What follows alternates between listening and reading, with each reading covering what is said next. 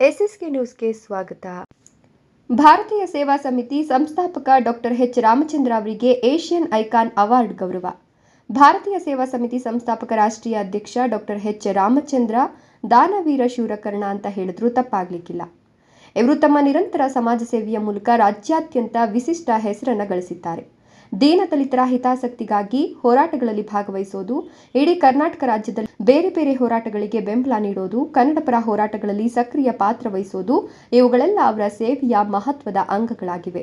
Doctor Ramachandra ಅವರು ತಮ್ಮದೇ ಆದ ಬಿಎಸ್ಎಸ್ ಸಂಘಟನೆಯ ಮೂಲಕ ವಿದ್ಯಾರ್ಥಿಗಳಿಗೆ ಪ್ರತಿಭಾ ಪುರಸ್ಕಾರ, ವೃದ್ಧಾಶ್ರಮಗಳಿಗೆ ಸಹಾಯ, ಕಲಾವಿದರಿಗೆ ವೇದಿಕೆ, ಬೀದಿ ಬದಿ ವ್ಯಾಪಾರಿಗಳಿಗೆ ಆಸರೆ, ಪೌರ ಕಾರ್ಮಿಕರಿಗೆ ಸನ್ಮಾನ, ಚಾಲಕರಿಗೆ ನೆರವು ಸೇರಿದಂತೆ ಅನೇಕ ಸಮಾಜಮುಖಿ ಕಾರ್ಯಕ್ರಮಗಳನ್ನು ಹಮ್ಮಿಕೊಂಡಿದ್ದಾರೆ.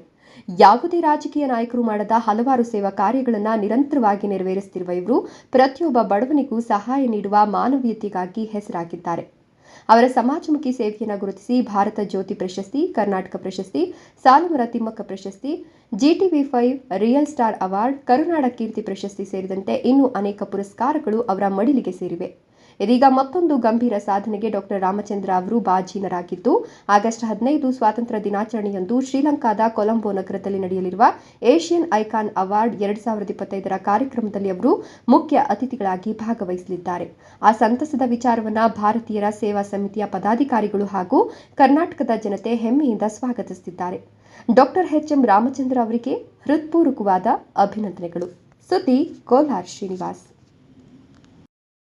ನಮಸ್ಕಾರ ಸ್ನೇಹಿತರೆ, ನಾನು ನಿಮ್ಮ ಭಾರತೀಯರ ಸೇವಾ ಸಮಿತಿ ರಾಷ್ಟ್ರೀಯ ಅಧ್ಯಕ್ಷರು ರಾಮಚಂದ್ರ ಹುಡಿಚಿನ್ನಿ.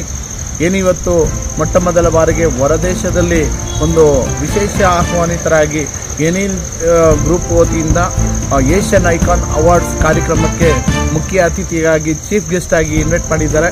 ಇದೆಲ್ಲ ತಮ್ಮ ನಾಡಿನ ಎಲ್ಲ ಜನತೆಯ ಆಶೀರ್ವಾದ, ಭಾರತೀಯರ ಸೇವಾ ಸಮಿತಿ ಎಲ್ಲ ಪದಾಧಿಕಾರಿಗಳ ಆಶೀರ್ವಾದ, ಹಾಗೆ ಎಲ್ಲ ನನ್ನ ಬಂಧು ಮಿತ್ರರು, ಅಣ್ಣ ತಮ್ಮಂದರು, ಇಡೀ ನಾಡಿನ ಜನತೆಗೆ ಹೃದಯಪೂರ್ವಕವಾಗಿ ಅಭಿನಂದನೆಗಳು ಸಲ್ಲಿಸ್ತೀನಿ.